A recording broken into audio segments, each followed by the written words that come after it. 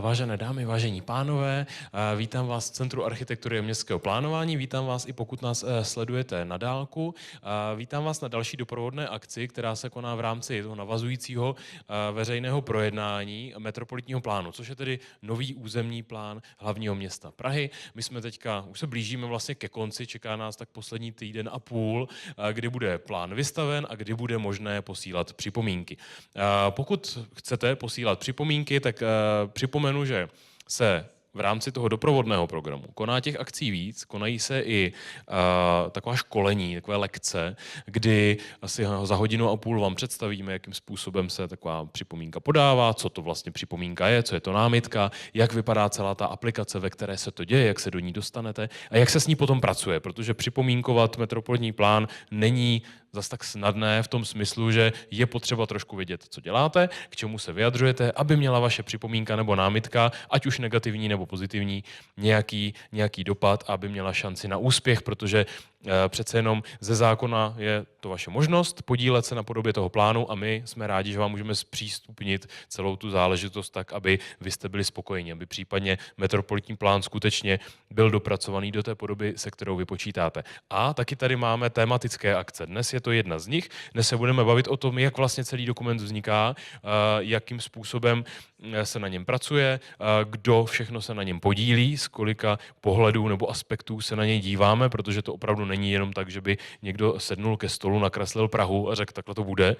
Budeme se bavit trošku i o těch náležitostech, které nejsou zas tak zábavné, ale vám možná trošku poodkryjí tu složitost celého toho procesu, protože připomenu, že poprvé jsme se tady nad metropolitním plánem tím dokumentem, který teďka v té jeho třetí iteraci nějakým způsobem připomínkujete, bavili v roce 2018. To znamená, že v roce 2018 jste poprvé viděli tedy ten metropolitní plán zpracovaný týmem pana architekta Romana Koutského a teď se díváme na jeho poslední fázi před finální úpravou, než bude schválen zastupitelstvem v roce 2026. Takže já bych úplně na úvod rád dal slovo Václavu Vorlíčkovi, vedoucího kanceláře Petra Hlaváčka. Vítám ho tady a připomenu, že vy tady v sále i vy, kteří nás sledujete na dálku, budete mít možnost ptát se nás na aplikaci Slido, slido.com. Je tady pro vás v sále QR kód, který se obměňuje. Vy, pokud nás sledujete na dálku, tak buď najdete odkaz pod událostí na sociálních sítích, nebo si zadejte opravdu jenom slido.com a zadejte tam metropolitní plán. Objevíte se v takovém jednoduchém formuláři, já ty dotazy tady potom uvidím a v rámci diskuzního panelu, který bude následovat po přednáškách, budeme mít možnost se tady na něco zeptat a na něco odpovědět. A taky připomenu, že už proběhlo první veřejné projednání a pokračujeme zítra, to znamená, že dneska, už nemusíš odcházet, Václav, ještě dlouho řečním, ale už je to tvoje. Zítra budete mít možnost sledovat celodenní program a ptát se. Tak prosím. Dobrý večer, dámy a pánové, vítám vás tady v sále i do onlineu. Já bych věnoval svoji prezentaci tomu vhledu samosprávy, respektive zastupitelstvu hlavního města Prahy, tedy vlastně té části, kterou můžete ovlivnit i vy každé 4 roky u voleb v rámci komunálních voleb. Pokud tyto pořady sledujete pravidelně, tak první slajdy pro vás nebudou ničím neznámým. Já bych rád připomněl, že vlastně metropolitní plán není tou nejdéle pořizovanou změnou územně plánovací dokumentace, ale máme i některé jiné změny, které běží výrazně déle. Na co bych chtěl, abyste se na tomto slajdu zaměřili, tak je vlastně ta spodní řada, kde vidíte ty jednotlivé volební období reprezentované primátory a primátorkami, respektive primátorkou. A zde vlastně můžete vidět, že to volební období trvá 4 roky. Za mě osobně se jedná z pohledu nebo v propisu do toho pořizování územně plánovací dokumentace se jedná opravdu o krátké časové rozmezí, jelikož ta územně plánovací dokumentace se pořizuje násobně delší dobu. Ten nadřízený orgán, ministerstvo, stát pravděpodobně nemyslel na to, že musíte mít pro schválení té územně plánovací dokumentace i tu politickou vůli a ty krátké volební období tedy do toho zasazují určitou asymetrii. Proto si myslím, že hrozně důležité v těch projektech je nějaká kontinuita a možná i hledání vlastně shoda u takto důležitých věcí, hledání shody napříč tím politickým spektrem. Tady jenom krátký, také asi neznámý slide, vlastně jak to funguje na té straně zastupitelstva. My zde máme vrcholný orgán, Zastupitelstvo hlavního města Prahy, které v posledních 3 volebních obdobích mělo vlastně 65 členů. V tom volebním období 2010 až 2014 mělo 63 členů. Je hrozně zajímavé, že vlastně o tom počtu cca půl roku před volbami rozhodují sami zastupitelé, takže nepředpokládám, že by nějak v budoucnu došlo k rapidnímu snížení zastupitelů. Zastupitelstvo následně na svým ustavujícím jednání zpravidla do 30 dnů od voleb vlastně volí členy rady. V našem případě volí vlastně i určeného zastupitele pro pořizování územně plánovací dokumentace, což bývá stejná osoba jakožto člen rady pro územní rozvoj nebo územní plán. V tomto volebním období tedy Petra Hlaváčka jakožto náměstka pro územní a strategický rozvoj. Určený zastupitel je vlastně terminus technicus se stavebního zákona. Možná se tady tomu kolegové pak v následujících prezentacích budou věnovat podrobněji, ale asi lidsky řečeno se jedná o titul tedy ze stavebního zákona, který umožňuje vlastně komunikaci s tou volenou samosprávou a s tím orgánem státním, respektive odborem územního rozvoje, který ve své přenesené působnosti pak pořizuje změny územního plánu nebo samotný územní plán. Vedle tedy zastupitelstva tak jsou voleny i poradní orgány. Zastupitelstvo má zřízený poradní orgán Výbor pro územní rozvoj a v tomto volebním období, jelikož se snažíme o tu kontinuitu a nějaké zajištění vlastně podpory celého toho spektra těch 65 zastupitelů, tak jsme zřídili vlastně komisi Rady pro nový územní plán, která je složená tedy ze všech zástupců, ze všech zástupců a stran, které jsou zastoupeny v Zastupitelstvu hlavního města Prahy. Ještě možná u tohoto slajdu bych připomněl jednu věc, že vlastně v tom zastupitelstvu při tom hlasování, když hlasujete nějaký materiál nebo zastupitelstvo dělá nějaké rozhodnutí, tak je to trošku jiný systém než třeba v parlamentu, kdy v parlamentu vám stačí většina z přítomných, naopak v Zastupitelstvu hlavního města Prahy potřebujete mít stále v sále 33 hlasů koaličních, nebo v případě, že koaliční zastupitelé chybí, tak i opozičních pro to, abyste ten materiál prohlasovali. Takže vždycky pro to, abyste měli podporu toho materiálu, tak musíte mít 33 hlasů. Já bych se teď pustil do takového krátkého historického okénka. Jestli mě to pustí, ano. A prolétnul bych vlastně ty 4 volební období. Volební období 2010 až 2014, jedná se o první volební období, kdy byl primátorem pan docent Svoboda. Zde vidíte vlastně rozložení sil v tom zastupitelstvu a z pohledu metropolitního plánu je to vlastně nejstěžnější zastupitelstvo, nejstěžnější volební období, které jsme měli, protože v tomto volebním období to zastupitelstvo hlasovalo ohledně nového územního plánu 2krát. Poprvé v roce 2012, kdy byla už vlastně druhá vládnoucí koalice v tomto volebním období složená ze zástupců TOP 09 a ODS a hlasovalo se o vlastně pořízení nového územního plánu. Za rok se v tomto volebním období změnila koalice potřetí a hlasovalo se o zadání a tentokrát se hlasovalo hlasy zastupitelů z TOP 09 a ČSSD. Následující volební období hlasovalo o metropolitním plánu jednou v roce 2017 a to byla koalice složená z ANO, sociální demokracie a 3 stran, tedy trojkoalice. Tato koalice vlastně měla tu nejužší možnou většinu, těch 33 hlasů, takže vlastně všechny ty zastupitelstva, které se konají 10krát za rok, tam muselo sedět těch koaličních 33 zastupitelů a zastupitelek. Blížíme se už do tohoto volebního období, respektive ještě předchozího volebního období, kdy zastupitelstvo o metropolitním plánu nehlasovalo a pouze proběhlo veřejné projednání v roce 2022.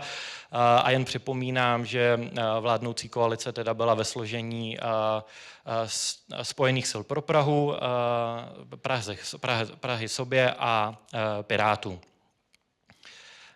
Dostávám se tedy do tohoto volebního období, do tohoto bodu, kdy máme rok 2025 a probíhá opakované veřejné projednání a my pevně věříme, že vlastně po té 4leté odmlce toho minulého volebního období toto bude to zastupitelstvo, které opět bude o metropolitním plánu rozhodovat. Připomenu, že koalice je tedy v tomto volebním období složená se zástupců Spolu pro Prahu, Pirátů a STAN. My tedy, jak jsem říkal i na úvod, děláme tedy všechno pro to, aby jsme měli tu podporu napříč tím politickým spektrem. Z tohoto důvodu i z důvodu projednání metropolitního plánu, připomínek, koncepčních témat jsme tedy založili tu komisi pro nový územní plán, ve které jsou zastoupeni tedy i zástupci ANO, Prahy sobě a SPD. Na těchto vlastně čtverečcích v té poslední řadě tedy bude cca za půl roku ta odpovědnost toho, jestli metropolitní plán bude mít minimálně těch 33 hlasů podporu, aby byl schválen a vydán. Tak tolik za mě k samosprávě a k zastupitelstvu a předávám slovo dál.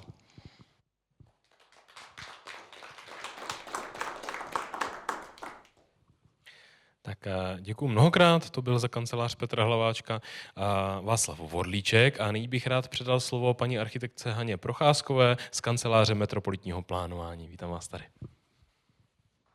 Děkuji.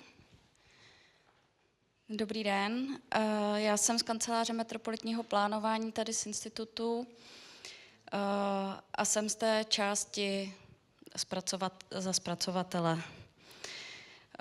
Toto je zjednodušeně časová osa metropolitního plánu, jak už tady bylo řečeno, začátek je z roku 2012. V roce 2018 jsme měli společné jednání, 2022 bylo veřejné a teď aktuálně v roce 2025 podzim máme opakované veřejné projednání. Jsou to stovky až tisíce hodin jednání, diskutování a vysvětlování. V průběhu práce na tom metropolitním plánu se nám stalo i, že naběhl nový stavební zákon, vstoupily v platnost pražské stavební předpisy, později městské stavební předpisy. Metropolitní plán je vrstevnatý. Máme několik koncepcí, které vlastně mají přesah na celé území Prahy.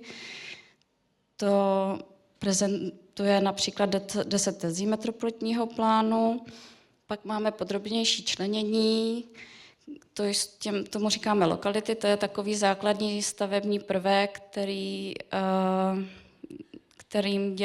na který máme vlastně rozčleněné celé území Prahy.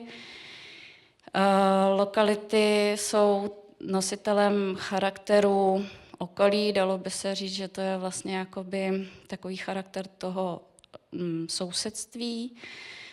A pak máme podrobnější členění, tomu se říká, reprezentují ho především plochy, které vymezují uliční prostranství, stavební bloky. Stavební bloky můžou být podrobněji zpřesněny třeba zahradami nebo parkem ve volné zástavbě, nestavební bloky a otevřená krajina. Ty jsou doplněny překryvnými prvky, těm říkáme koridory. Koridory jsou jak dopravní technická infrastruktura, tak také to může být vybavenost anebo územní systém ekologické stability. Tyto systémy můžeme prezentovat v takových matricích, které nám umožňují různé kombinace regulací v různém měřítku a podrobnosti, což má tu výhodu, že lze kombinovat pro každé určité místo podle potřeby. Struktura dokumentace je předepsaná stavebním zákonem. Pro nás je to stavební zákon 183 z roku 2006. Potažmo tedy potom vyhláškou.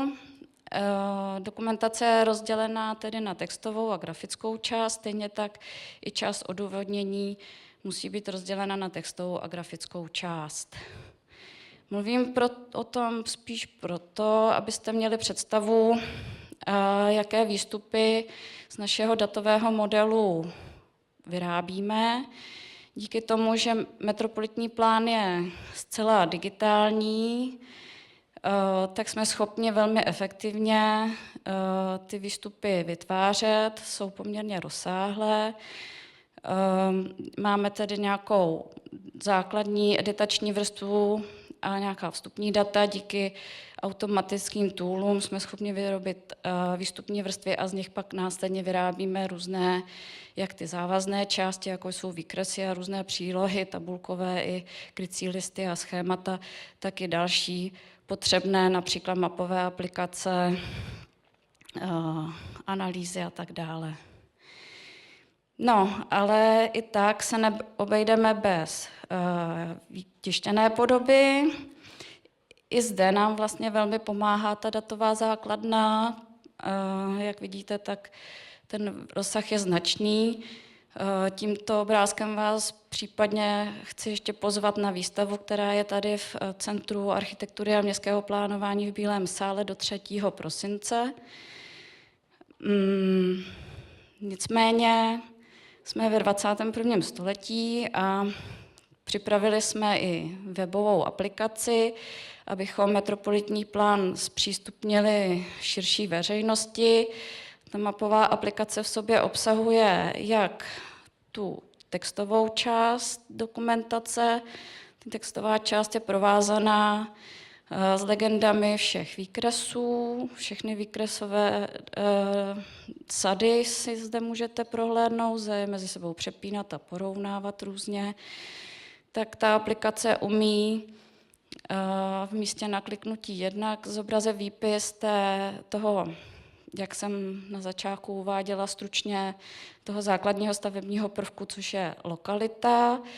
Jednotlivé lokality mají k sobě podrobnější výpisy, těm říkáme krycí listy a krycí listy odůvodnění. Tím ta aplikace umožňuje v podobě PDF k těm jednotlivým lokalitám stáhnout. Jenom pro představu o tom rozsahu, tak například těch lokalit je 473 v metropolitním plánu. Letos se nám podařilo do té aplikace vložit ještě jednu funkci, říkáme jí čtečka nebo badatelná, a ta umožnila v každém individuálním místě toho nakliknutí poměrně podrobný výpis těch jednotlivých regulací v daném místě. Plus v případě, že se ten výpis týká třeba tady na tom příkladě transformační plochy, tak ji lze zvýraznit pro lepší čitelnost. A ještě máme takovou další funkci, že v případě, že se to místo třeba týká nějaká další podmíněnost, tak zase ji lze stáhnout podrobnější informaci v podobě PDF. A vzhledem k tomu, že ten plán je, jak jsem říkala, řekněme vrstevnatý, tak jsme schopni vyrábět z té datové základny jednak v té horní části, to je legenda výkresu Z02, neboli hlavní výkres struktury. Ten představuje vlastně grafické zobrazení těch dat a v té spodní části je jenom zlomeček, ukázka výpisů možných nad stavebními bloky, kdy jsou tady vidět ty různé kombinace. Už jenom v tom nadpisu je zřetelná ta překryvnost, kdy to je stavební blok s koridorem, stavební blok se zahradami, stavební blok upřesněný využitím na občanskou vybavenost, stavební blok s dopravním a technickým koridorem a různé kombinace vlastně výskytů lokalit a potom dál v tom výpisu se dozvíte další podrobnější členění, využití, případně nějaké individuální regulativ a tak dále. Pro názornost třeba u tohoto konkrétního výpisu, odkud se vlastně ty jednotlivé zdrojové informace načítají do toho výpisu, plus je ten výpis obohacen, jak jsem to ukazovala na začátku, není to jenom ta grafická část, ale je to tedy i ta textová část, takže je obohacen i on informace z textové části, případně pokud je potřeba do té podmínky vlastně zahrnout nějaký limit, tak se v tom výpisu také odráží. Ještě bych vás chtěla na závěr pozvat na zítřejší veřejné projednání, kde je možnost se setkat se všemi zástupci, jak od pořizovatele, tak od nás a zpracovatele a určitě tam bude i tým pana docenta Petra Hlaváčka. Tak děkuji za pozornost.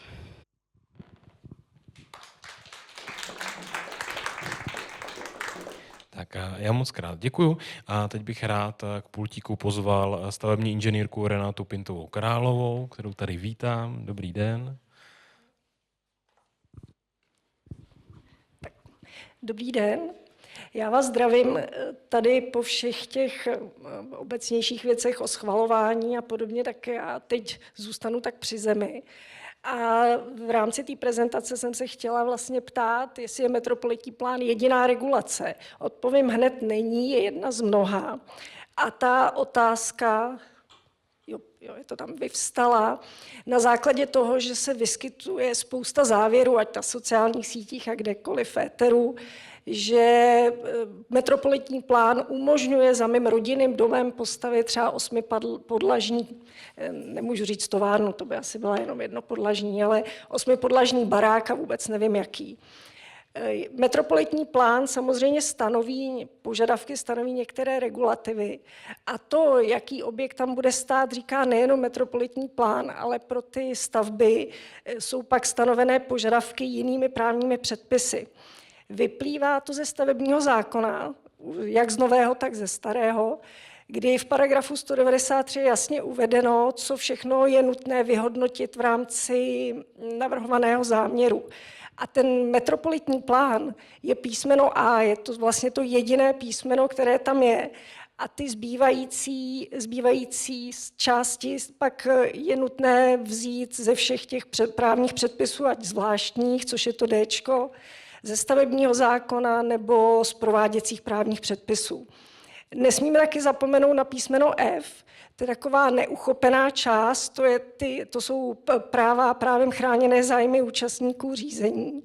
A to je taková ta míra přiměřená poměrům, nebo my jsme dřív znali pohodu bydlení, kvalitu prostředí. To je taková část, která vždycky musí být vyhodnocená, ať je to jakkoliv. Takže vidíte, že metropolitní plán je velice důležitý dokument, ale je to jedna z nějakých regulací.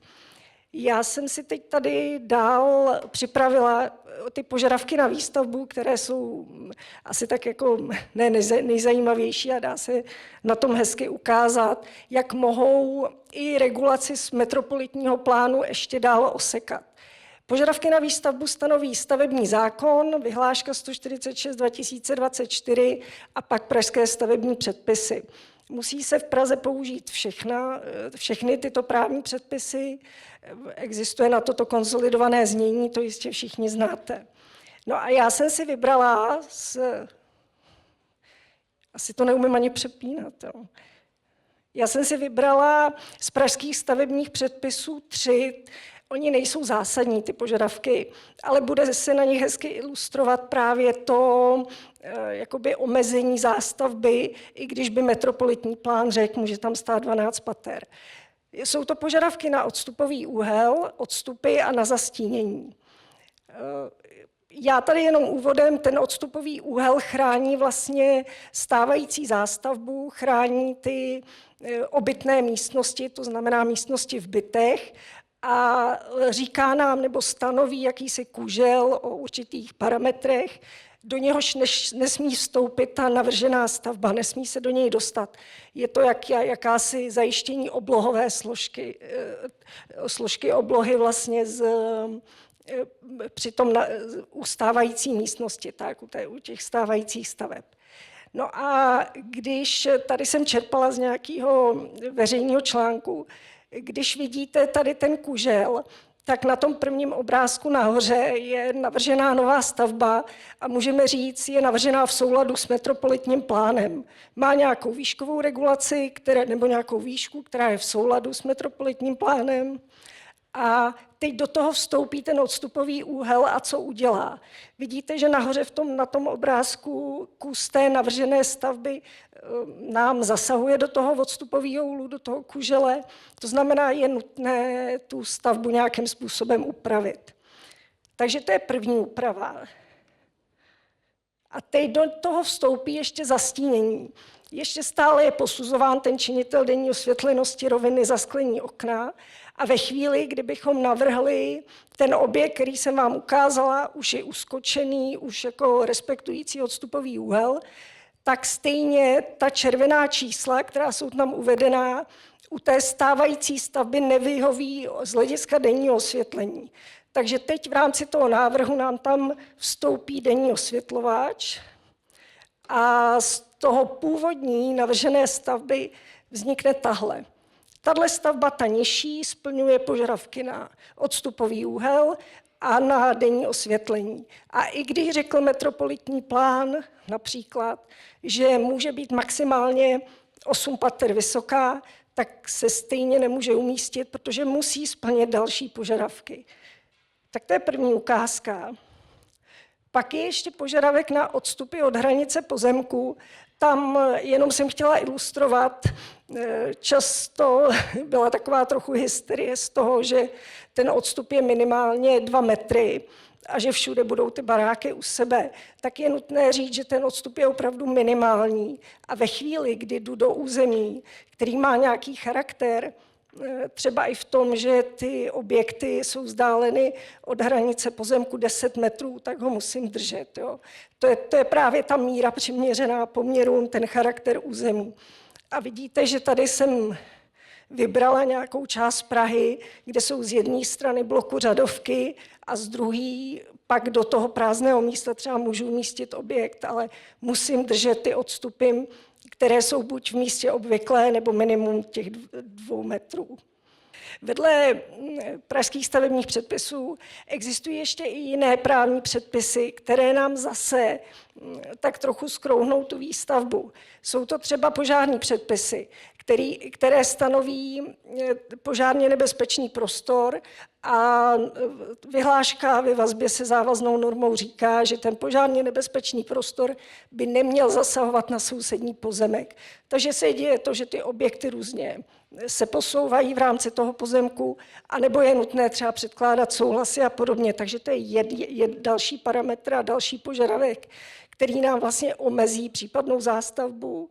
No a potom, jak jsem říkala, že nevíme, co za tím rodinným domem bude stát, jaká stavba z hlediska užívání, tak na to nám může třeba odpovědět i zákon o ochraně veřejného zdraví, který řeší ochranu před hlukem.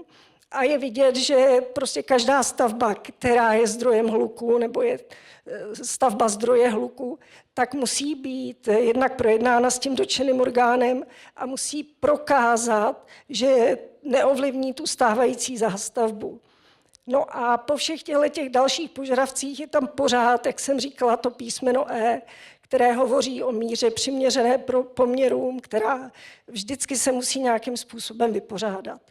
Takže vidíte, to je už ode mě všechno, že metropolitní plán je zásadním dokumentem, ale není jediným, ale je jedním z mnoha. Děkuji za pozornost.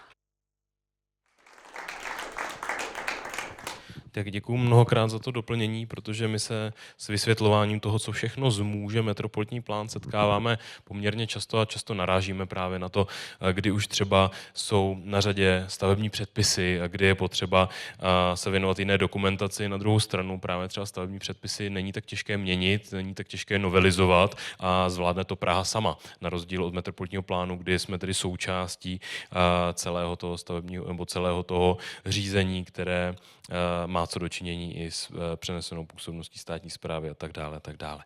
Tak, teď bych poprosil Františka Korbela, právníka ze společnosti Havel a Partners, který nás doprovází právě i ve veřejných projednáních. Vítám vás tady a předávám vás slovo. Děkuji za pozvání, dobrý den. Tak, já jsem si taky připravil prezentaci s názvem Územní plán z pohledu práva. Je to takový pelmel ustanovení nového stavebního zákona. Pojďme se na to podívat.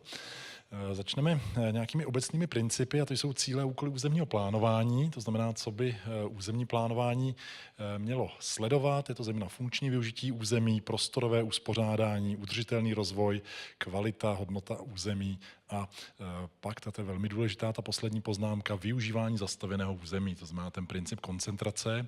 A vidíme, když se podíváme do těch 10 bodů, o kterých hovořila paní architektka, tak v podstatě oni velmi hezky odpovídají těm základním principům z cílů a úkolů územního plánování v paragrafech 38 a 39 stavebního zákona.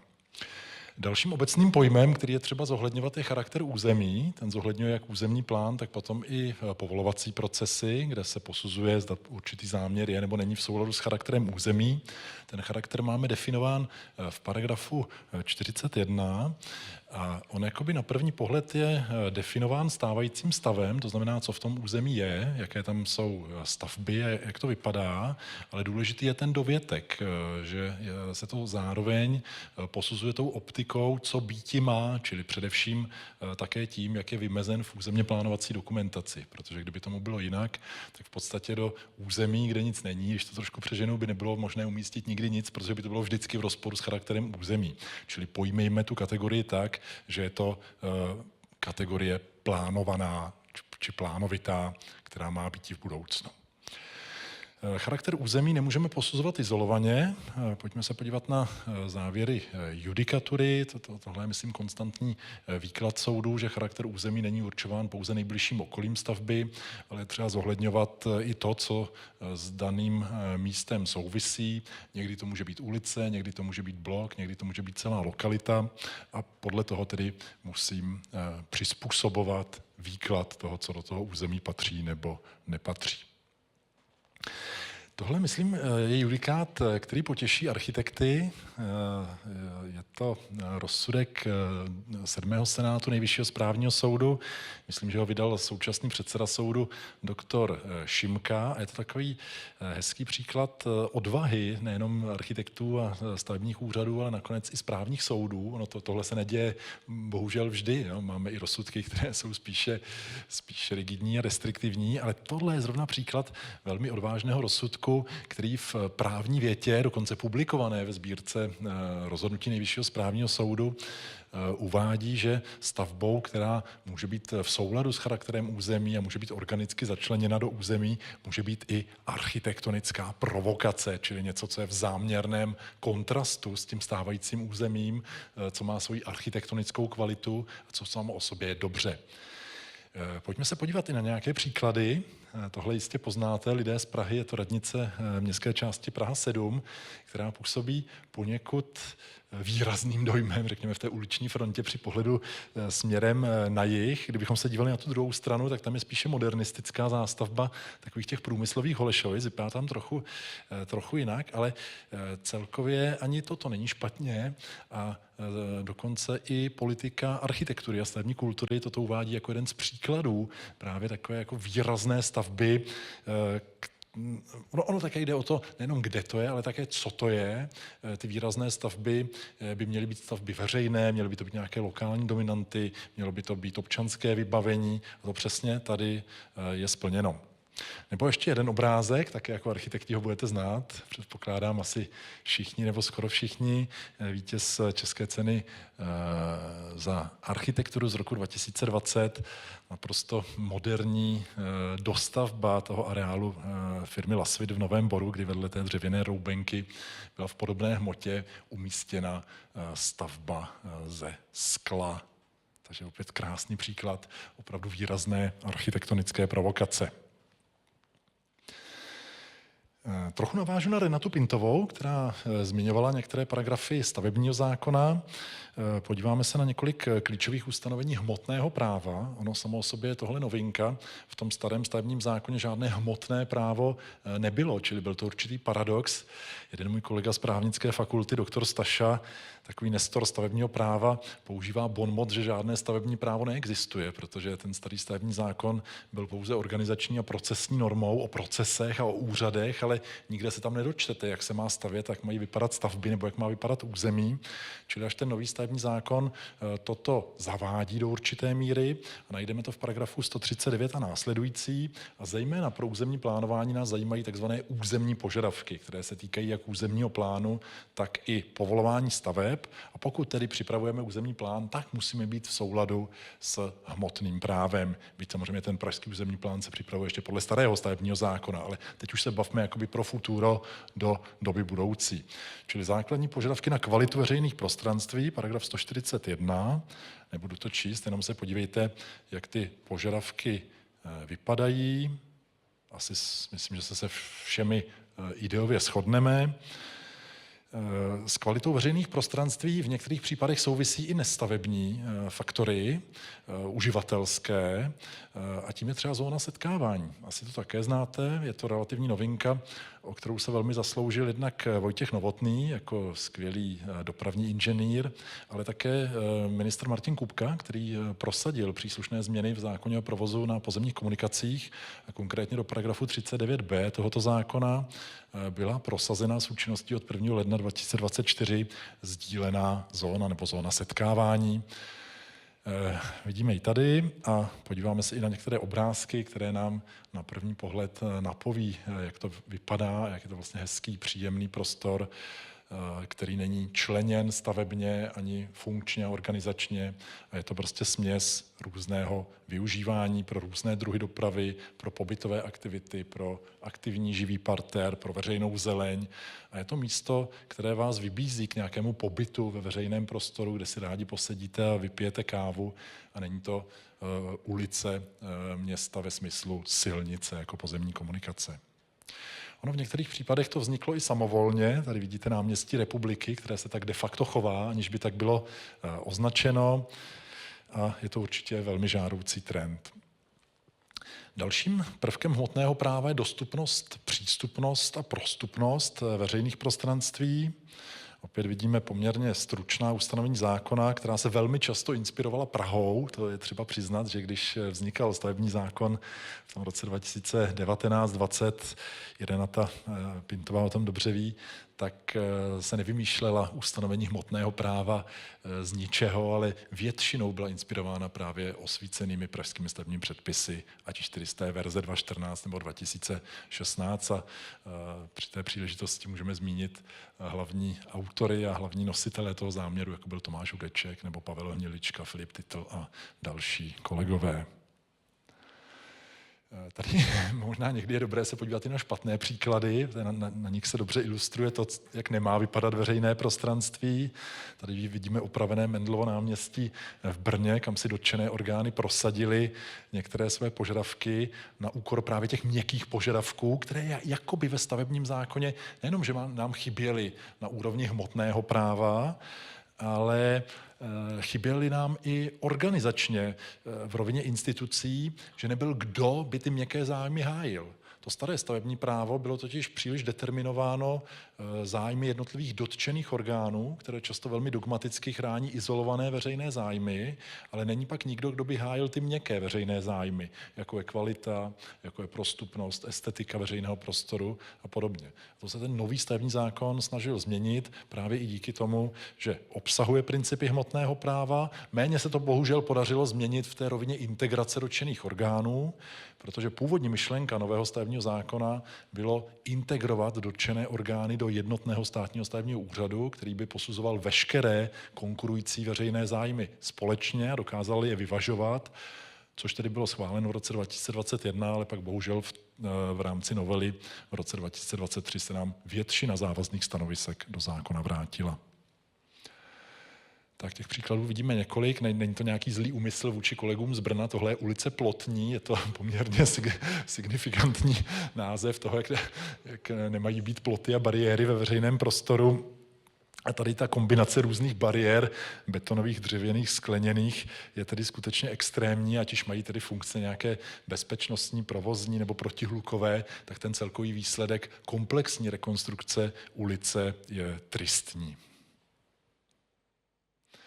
No a pak tady je ukázka toho, jak by měla vypadat městská ulice. Jedním ze zákonných požadavků v paragrafu 142 je veřejná zeleň. Opět velká pochvala Praze a IPRu, že jsou to věci, které Praha dobře zná, jsou i v pražských stavebních předpisech a máme tady i městský standard právě pro budování výsadby a výsadbových pásů v ulicích.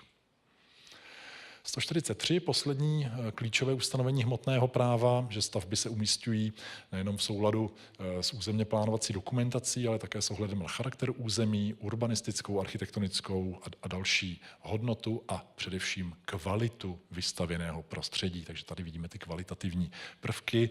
Mimo jiné, oni jsou zmíněni i v základních zásadách stavebního zákona, zejména hned v paragrafu 1 odstavec 2 a 3. Tak. Teď pojďme ještě přeskočit velmi rychle do územního plánování. Je to takové shrnutí, asi ho také většinou znáte, ale prostě je to výběr těch základních zákonných nástrojů a institutů. První slide se týká kompetencí. To územní plánování je determinováno takovou jakoby svatou trojicí, takovou triparticí orgánů, která se projevuje jak na ústřední úrovni, tak na úrovni územních samospráv. A je to zpracovatel, pořizovatel a schvalovatel. Tam někdo v té prezentaci toho schvalovatele měl trošku jinak nazvaného, ale ono je to asi jedno, jestli mu budeme říkat nějaký iniciátor, zadavatel, tam bylo napsáno, nebo schvalovatel, ale v zásadě je to kombinace věcného odborníka, čili zpracovatel IPR je jednoduše řečeno věcný odborník, čili projektant, urbanista, architekt. Pořizovatel je jakoby formální úředník, když to trochu přeženu, který dbá na zákonnost a správnost procesů při pořizování územního plánu. No a schvalovatel je politik, který dává zadání a rozhoduje o tom finálním výsledku. Přičemž tedy zpracovatel a schvalovatel je v samostatné působnosti, pořizovatel je v přenesené působnosti. To je trošku složitější debata. Je otázka, jestli je to tak správně. Možná to vyvolává zbytečné komplikace a možná by bylo jednodušší spojit koncepční rozvoj a územní plánování do samostatné působnosti obcí a naopak to povolování nechat jako čistou státní správu pro stavební úřady. Takže to je nakonec motiv, o kterém se hovořilo už v tom roce 2021. Tak to byl schválen v novém stavebním zákoně, ale pak byl ještě před účinností opuštěn. Tak, tohle už asi jenom proletím, čili pořizovatel, určený zastupitel jako reprezentant zastupitelstva, který komunikuje s pořizovatelem, v Praze Petr Hlaváček, jak zaznělo, pořizovatel Filip Foglar, který se tady, ano, zdravíme. Pak máme dotčené orgány, které se podílejí na územním plánování, to znamená jednotlivé orgány státní správy, které aplikují složkové předpisy, objevují se nám jak v územním plánování, kde podávají vyjádření a stanoviska, tak znovu se nám objevují i v rámci povolování. A v podstatě můžeme říci, že stavební právo je asi nejširší obor správního práva, protože téměř nenajdeme orgán veřejné moci, který by nebyl v nějaké konstelaci dotčeným orgánem. Takže proto se pořádně ani neví, kolik těch dotčených orgánů je, ale v tom známém koláči Ministerstva pro místní rozvoj je jich zhruba 40 až 50. Tady vidíme systém územně plánovací dokumentace v České republice, který na jehož vrcholu je územní rozvojový plán, čili celostátní dokumentace, ta je novinkou podle nového stavebního zákona. Minulé léto byl schválen ten první územní plán, byť to bylo jenom převzetím zásad územního rozvoje. Pod ním jsou stávající zásady územního rozvoje, pod nimi tedy na úrovni komunální je to územní plán obce a případně regulační plán. Ten územní plán pro část hlavního města Prahy sice v zákoně existuje, ale v reálu neexistuje. Tak.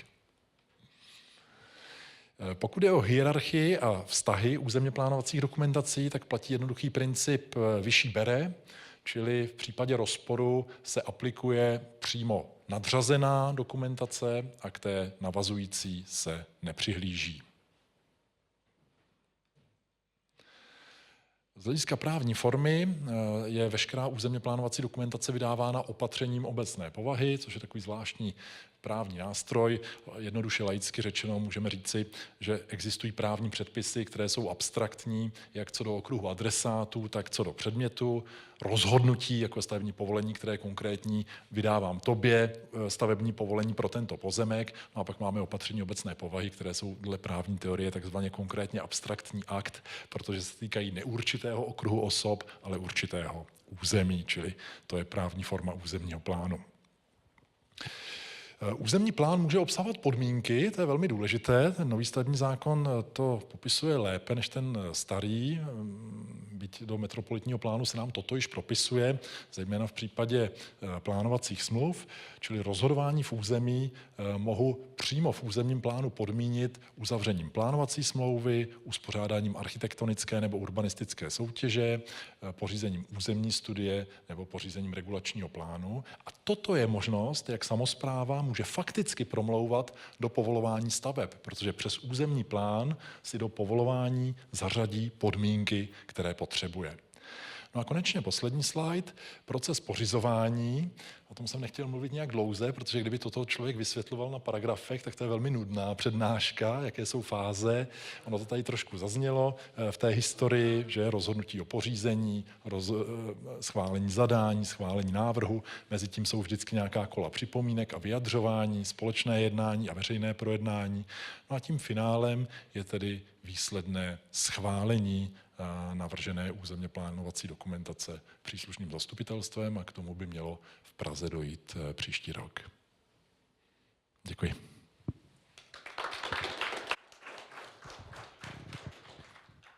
Tak děkuji mnohokrát a teď bych tady k mikrofonu rád pozval Filipa Foglara, ředitele odboru územního rozvoje. Zdravím. Dobrý den, děkuji moc Jiří za slovo. To je úplně nejlepší varianta, že všechno už víte, všechno zaznělo a František to pojal krásně, jako že jste všichni studenti a zároveň architekti, studenti fakulty architektury, takže jsme splnili to, co jsme slíbili, že to bude podrobné a odborné a že to bude co do nalejvárny z hlediska právních předpisů nejvýživnější. Já to totiž velmi rychle proskáču, protože část věcí už zazněla, ale zkusím vypíchnout některé věci, které jsou podstatné pro náš případ metropolitního plánu. Otázka na začátek, aby jsme si řekli, kdo získá zlatého bludišťáka, na otázku, kde je největší problém při vlastně územním plánu, když se debatuje nová plocha, která by se mohla zastavět třeba v okolí Letňan, kde je metro. Představte si, že jsme dohodli v roce 2018 nějakou novou plochu, kde by se mohlo stavět na okraji Prahy a potom v roce 2022 v rámci veřejného projednání v té druhé fázi jsme vlastně přidali na základě připomínek další nově vymezenou takzvanou zastavitelnou plochu třeba pro bydlení právě v okolí metra. A teď otázka, která z těch ploch je problematičtější z hlediska názoru těch ministerstev, respektive těch dotčených orgánů, kterou nám jakoby spíš budou chtít vyškrtnout. Myslíte si, že je to ta, kterou jsme se s nima dohodli v té první fázi projednání, nebo ta novější, kterou jsme s nima dohodli v té poslední fázi projednání? Tak prosím, otázka, kdo si myslí, že problematičtější je ta žlutá, ta první? A kdo si myslí, že ta druhá? Výborně, hlasovali aspoň 3 lidi ze sálu, takže vám všem moc děkuju, že jste mě v tom nenechali, protože kdyby nezvedl vůbec nikdo ruku, tak opravdu nevím, co bych dělal. Tak, ale bohužel pravdu mají ty, kteří nezvedli ruku, protože je to chyták. Problematická je právě ta plocha, kterou nikdo neviděl. To znamená ta, kterou jsme vymezili, kterou kolegové z IPRu nakreslili na základě jiných požadavků a ty dotčené orgány, ty ministerstva nevěděli o tom, že my to chceme udělat. Takže jdeme znova do opakovaného projednání a znova a někdy kolem roku 2100 po 50 opakovaných projednáních bychom mohli ten metropolitní plán mít. Protože, jak kolegové přede mnou řekli, to svaté právo v tomhletom režimu tedy mají ty dotčené orgány, mají vlastně jakoby největší sílu nám zastavit územní plán pro Prahu a funguje to právě tak, jak František ukazoval. My vlastně vypořádáváme a řešíme ty připomínky právě těch ministerstev, který mají právo veta. Potom řešíme a vypořádáváme všechno ostatní, 57 zastupitelstev, 57 městských částí, oprávněné investory, námitkující subjekty, vlastníky pozemků v Praze, upravíme návrh, respektive kolegové z IPRu, kteří tu sedí, upraví návrh a oficiálně to se všema projednáme. No a obdržíme vlastně jako ťavku do obličeje od těch dotčených orgánů, protože jsme to upravili podle těch připomínek, který neviděli ty dotčené orgány předtím. No a my to takhle potom děláme třeba jako 3krát dokola a trvá to těch 13 let. My jsme vymysleli nový mechanismus na základě správního řádu a pro spoustu z vás to bude vypadat jako, že to je samozřejmost, pro nás je to zázrak, že jsme se dohodli s těma ministerstvama, že to děláme paralelně, že s nima prostě jako diskutujeme a že se jich ptáme, za jakých podmínek bychom mohli udělat nějaké úpravy nejenom podle těch jejich stanovisek, ale i podle jiných požadavků v tom procesu, ať už jsou to městské části nebo vlastníci pozemků. A rozdíl vidíte, že je v tom, že ta úprava toho metropolního plánu nebo toho návrhu je dle dohody. To znamená ne jakoby naslepo, ale je dle dohody s nimi. To znamená, v momentě, kdy to potom pošleme do toho oficiálního projednávání, tak je to vlastně dohodnuté, jak to ten dotčený orgán, který by měl hypoteticky právo veta to zastavit, tak je to s ním předjednáno. To znamená, pokud se všechno podaří, tak zhruba několik tisíc požadavků dotčených orgánů jsme s Pavlem Ludvíkem, s vedoucím oddělení metropolního plánu, který potom bude za náš tým, za pořizovatele v rámci diskuze, tak jsme snad minimalizovali na jednotky problémů. Takže tohleto za nás je vlastně cesta, jak urychlit územní plán v Praze o roky. A zdá se, že se to podařilo. Druhá věc, která by hodně pomohla, a to je to, o čem František mluvil, tady to nebudu nějak složitě vysvětlovat, v tom procesu jsou vlastně ty fialové části samosprávný, jakoby městský, koncepční záležitosti, rozhodnutí o těch jednotlivých fázích, ale to, o čem se málo ví, je to, že ta tmavě modrá barva při vyhodnocování těch připomínek, tak tam má vlastně převahu náš odbor, to znamená v rámci té státní správy, nikoli v rámci samosprávného požadavku. Třeba právě Petra Hlaváčka, který zastupuje obyvatele města demokraticky zvoleně v rámci samosprávy, v rámci zastupitelstva. To znamená, když se nedohodneme vlastně jako ten úředník s tím politikem, tak rozhodující slovo při vyhodnocování těch připomínek a nasměřování územního plánu dál má jakoby úředník, v tomto případě teda bohužel já. Ale nový stavební zákon už to mění a říká, že vlastně tato klíčová pasáž toho procesu v případě nedohody mezi tím úředníkem a politikem, tak aby ten proces se zbytečně nekomplikoval, takže má vlastně rozhodující slovo ten politik, respektive tedy ten určený zastupitel a samospráva. Takže vidíte, že v rámci toho procesu potom svým způsobem ten jakoby úředník je jako servis a je to samosprávně řízený proces, ale ale v Praze se to týká až procesu při změnách metropolitního plánu. Samostatným tématem jsou tyto veřejné zájmy, které nám jako hodně chybí v stavebním zákoně, abychom o ně mohli opřít vypořádání některých připomínek a abychom je mohli vážit mezi těmi, řekněme, jak říkal František, selektivními veřejnými zájmy, například třeba, že na Pankráci, když tam bude nové metro za 100 miliard, že by bylo dobré, aby tam ty baráky byly, jako jich tam bylo víc, protože to má jako ekonomiku, a aby nebyly o 30 metrů nižší, než ty, co tam jsou teď například. Takže když někdo bude chtít nový WC, tak bude muset ubourat horní patra. A ten problém je v tom, že každý z těch veřejných zájmů, František to ukazoval v povolovacích procesech, to samé platí v územním plánování. Každé z těch našich ministerstev, respektive ti, co mají to závazné stanovisko, respektive to právo veta, kdy nám vlastně pošlou to stanovisko v rámci projednávání metropolitního plánu. Omlouvám se za tu příšernou grafiku, ještě to neprošlo grafikem, bohužel musel jsem to udělat sám, takže je to fakt strašný, ale Wingdings, respektive Webdings jistí ty symboly. Všichni nám dají ty stanoviska. No a vedle toho je taková drobnost, jako je veřejný zájem na výstavbě, bydlení, rozvoji města, pracovní příležitosti, ekonomika Prahy, respektive ekonomika České republiky. No a všichni bychom asi čekali, že Ministerstvo pro místní rozvoj je to, který nám tam pošle těch 50 stanovisek, které my budeme moct dát do kontradikce s těmi selektivními veřejnými zájmy těch ostatních ministerstev. No jenomže je to tak, že ne, bohužel. Takže se to neděje, protože to MMR pro nás je vlastně nadřízený rozhodčí, když by byl problém. To znamená, nikdo v tom procesu neuplatnil tak silný stanovisko vůči těm dotčeným orgánům. Jo? Chybí papír. Těch řešení je mraky, posílit samosprávu, pořizovatel samostatné působnosti nebo dotčený orgán, obec jako dotčený orgán a tak dále. My vlastně vůbec nemáme problém vyřešit spory mezi těmi jednotlivými aktéry. Během 3-7 dní dohodneme spor mezi Ministerstvem dopravy a životního prostředí nebo mezi památkáři a vojáky. To je v zásadě jako běžná práce, kterou děláme non-stop a je to jednoduše, prostě to poměříme, navrhneme, případně nám pomůže ministerstvo na rozporu. No ale v momentě, kdy nám chybí to nejzásadnější, a to je kde vlastně bychom měli za ten konec toho provazu tahat s těma věcma, které jsou uvedeny v těch žlutých obrysech, tak tam nám vlastně chybí ty lidi, kteří by tahali za ten provaz a bojovali za ty věci uvedené vpravo na obrazovce.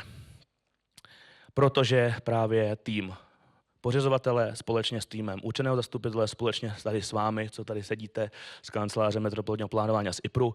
My jsme všichni dohromady vlastně jako jediný, kdo můžeme proti tomu bojovat, ale jsme slabounký oproti síle těch dotčených orgánů. Myslím, že se hodně posunula ta debata v tom, že je hrozně důležitý urychlit povolování staveb, o 30 dní třeba.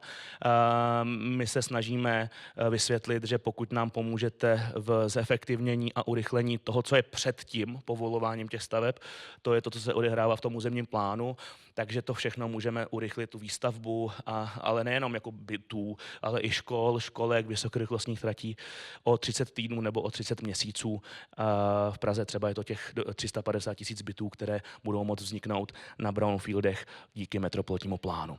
Takže máme celou řadu témat v rámci diskuze o, řekněme, těch zkušenostech z každodenní praxe v rámci územního plánování, kterých by nám strašně pomohly, například možnost konzultovat právě s těmi ministerstvy, s těmi dotčenými orgány jejich názor. No a v tomto kontextu se nacházíme, takže, jak bylo zmíněno, v roce 2018 byla ta první fáze projednávání. Tam jsme obdrželi 46 000 připomínek, které bylo potřeba vyhodnotit. Asi chápete, že spoustu z nich bylo protichůdných a zároveň, že strašně dlouho trvalo v roce 2018 jenom odfiltrovat ty kopie, protože spousta lidí oběhlo barák v rámci jako SVJčka a rozdalo vlastně ty předpřipravené připomínky. Máme vlastně jednu paní na Praze 6 a moc vás zdravím, paní HB, která vlastně vygenerovala jakoby 700 lidí se připojilo průměrně k 12,5 jejich připomínkách.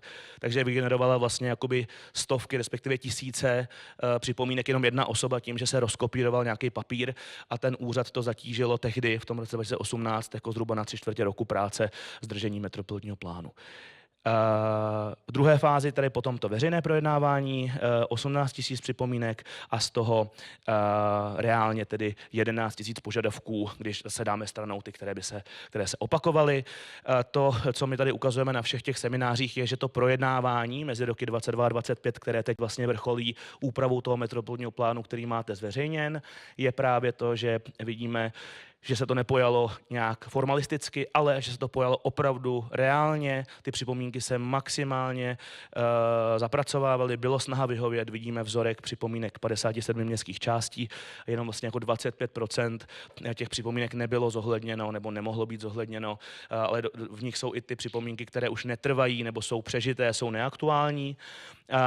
Ten proces jsme si říkali, víme tedy, že tam ještě byla doplněna ta komise, o které mluvil Václav Vorlíček, komise Rady pro metropolitní plán jako poradní orgán právě náměstka, tak aby to pomohlo zase nám jako pořizovateli v rámci naší zodpovědnosti za přípravu právě toho zpracování návrhu o rozhodnutí o námitkách, vypořádání všech připomínek a za vyhodnocení výsledků projednání. Tomu u každé z těch připomínek vlastně byl uspůsoben nebo to workflow, respektive prostě ty jednotlivé kroky, že s každou z tou připomínek se vlastně děly tyto všechny konzultace s městskou částí, s dotčeným orgánem, pokud to znamenalo případný střet s dotčeným orgánem a vlastně neustálá koordinace mezi naším úřadem a IPRem. A po jednotlivých balíčcích se potom v průběhu několika měsíců to právě projednávalo na komisi pro metropolitní plán a náš úřad proto vlastně připravil takovýto formát kartiček, aby vlastně ta politická reprezentace mohla na první pohled vidět přehledně úplně všechny relevantní věci o konkrétním požadavku v daném místě a pomoct nám, řekněme, s nějakým doporučením, jak naložit s konkrétním požadavkem. A tím se dostáváme do dnešního datumu a to je právě to opakované projednání, kterému říkáme potvrzovací, respektive kontrolní, protože v něm vlastně ukazujeme metropolitní plán tak, jak byl upraven na základě vašich připomínek a požadavků a veškeré připomínkování a námitkování probíhá primárně přes portál Pražana, přes digitální online platformu. Pochopitelně důvodem je požadavek správního řádu na zajištění efektivity a procesní ekonomie a hospodárnosti procesu. A samozřejmě máme nový zákon z roku 2020 o právu na digitální službu, který je potřeba vnímat v tom kontextu. Pochopitelně můžete podat připomínku na CDčku nebo ji napsat písemně nebo ji poslat datovkou. Má to extrémní množství nevýhod a rozhodně to nedoporučujeme a znamená to, že té připomínce se budeme věnovat až úplně nakonec, protože ten úřad musí zpracovávat primárně ten obří balík, který může zpracovávat i hned a ne až to někdo z podatelny přinese a naskenuje. Takže to nejzásadnější, co uvidíte na další obrazovce, my vlastně jsme pro vás připravili benefit nad rámec našich povinností v tom smyslu, že vy vlastně můžete v rámci tvorby připomínek k metropolitnímu plánu využít určitou formu checklistu, seznamu těch vašich původních připomínek.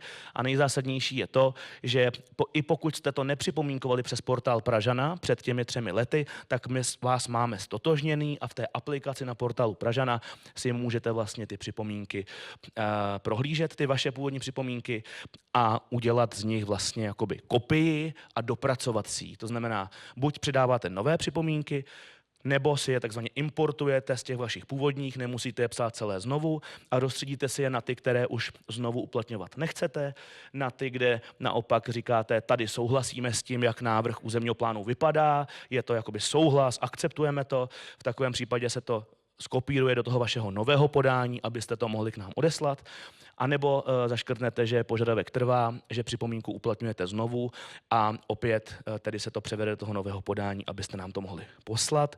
To samozřejmě znamená, že v takovém případě dále to můžete dopracovávat, dopilovávat to odůvodnění. Upozorňuji na to, že se metropolitní plán stále projednává a že v územním plánování neplatí, že mlčení znamená souhlas. Jsou to prostě protichůdné názory a pokud vlastník má pocit, že je spokojen, ale vedle toho tam přijde prostě tisíce připomínek a námitek na jeho parcelu, my to musíme prostě ty veřejné zájmy a ty připomínky vážit. Tady potom ukázka toho, že s tím můžeme pracovat rovnou. Myslím, že jste možná ode mě už viděli ty slajdy. Tohle to jsou připomínky z roku 2022, které se týkaly celých lokalit, nebo z toho rovnou můžeme vytáhnout připomínky, které se týkaly přímo těch konkrétních prvků, těch infrastruktur a jednotlivých všech prvků, které jsou v metropolním plánu navrhovány. Rovnou z toho můžeme tahat informace o připomínkovaných parcelách, konkrétních námitkách v konkrétním území, anebo těch čtvercích výškové regulace, protože metropolní plán je vlastně prvním územním plánem, který celoplošně zastropovává výškovou hladinu a zabraňuje nějakým excesům, což dnes vlastně neexistuje. Takže shrnutí, místo toho, abychom něco zatřiďovali a vkládali do našich systémů, aby jsme s tím mohli dál pracovat, tak s vašima připomínkama se můžeme se jima rovnou zabývat, ať už z hlediska hustoty připomínek na hektar, analýzy toho, kde je nejvíc problémů. Praha 5 je ve figuře, Praha 6 má problém, dělám si trochu legraci, to je z roku 2022, dneska už je to jinak, ale hlavně můžeme si třídit ty připomínky na asi 60 kategorií, předávat je kolegům z IPRu na zpracování, vybrat z toho ty, které se týkají třeba zeleně, parků, krajiny, přírody a hlavně si můžeme okamžitě analyzovat ty, řekněme, rozpory mezi těmi připomínkami. Čím červenější barva, tím víc rozporů mezi požadavky v tom daném místě. Všechno tyhle informace vlastně my jako úřad si musíme evidovat u každé připomínky. Je to asi 106 informací, nevím, Františku, jestli je to náhoda, jestli jsme cílili na to číslo. 106 informací evidujeme u každé připomínky. No a abyste věděli, že si nedělám legraci, že to skutečně je pravda, že s tím rovnou pracujeme, že to není jenom trik, tak tady vidíte pár dní starý export, se kterým už teď pracujeme. Toto jsou vaše připomínky, které jste teď poslali už pomocí portálu a to ještě nedoběhla ta lhůta pro připomínkování, neuběhlo 9 měsíců času, než úřad se jako probudí, ale ještě se připomínkuje metropolní plán. My už vidíme připomínky, které jsou v systému, vidíme zeleně souhlasné připomínky, už dál s tím pracujeme a prostě netrácíme ani sekundu času a šetříme obrovské množství času z hlediska veřejného zájmu a hospodárnosti procesu, růžově námitky, červeně připomínky, fialové připomínky a tak dále. No a samozřejmostí je, že se snažíme maximálně otestovat možnosti zapojení AI, nikoliv proto, že by AI mělo snad odpovídat na vaše připomínky, ale snažíme se, aby nám pomohlo rozstřídit ty věci do správných kategorií. To znamená, tady třeba vidíme z začátku, pokud něco přijde mimo portál Pražana, tak aby se nám z toho odčlenilo to, co už máme v portálu a zároveň třeba někdo to omylem poslal ještě jednou. Dále AI nám pomáhá načlenit vlastně text na samostatné připomínky.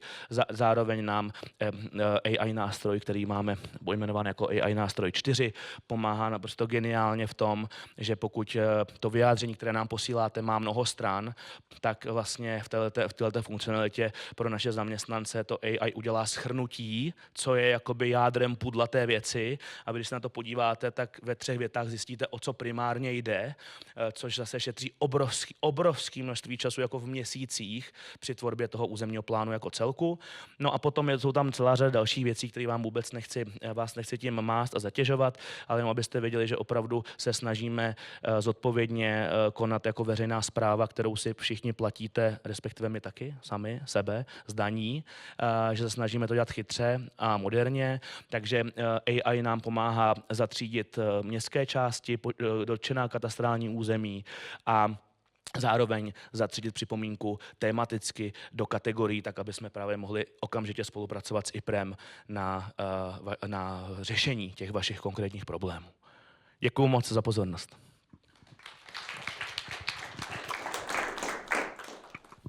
Tak, my také děkujeme a teď už budeme mít prostor pro nějakou diskuzi. Já myslím, že to můžeme udělat i takový trošku jako exkurs, se trošku něco dozvědět, protože my jsme se jako dozvěděli, jak vzniká metropolitní plán, ale jak to opravdu je, tak tam ještě pořád pár otazníků je.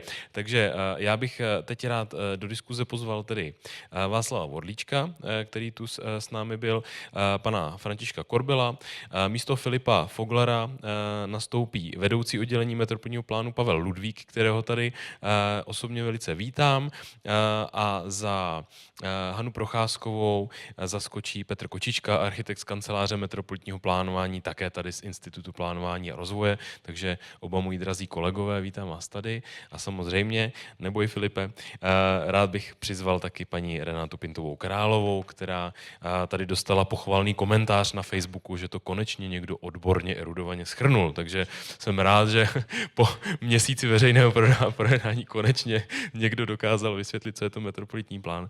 Já jsem zmínil, že můžete pokládat dotazy, pokud budete chtít přes Slido. Já se omlouvám, pokud jste to ověřili, tak tam ještě nebylo puštěné tou dobou, když já jsem to sliboval.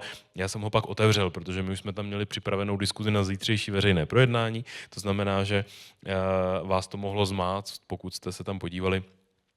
Najdete tam na slido.com, dojdete aktuální diskuzi pod heslem Metropolitní plán, dostanete se tam, veřejné projednání bude otevřené až zítra. Tak, vy tady v sále samozřejmě ale můžete dotazy potom pokládat taky. Mám tady kolegyni, která vám potom případně podá mikrofon a budete se moci tedy zeptat na to, co vás zajímá.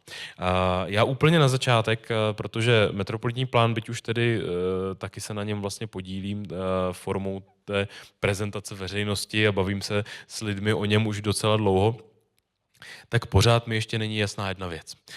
Když metropolitní plán vzniká, tak někdo musí tedy bouchnout do stolu a říct, hele, nám už by se hodil ten nový plán.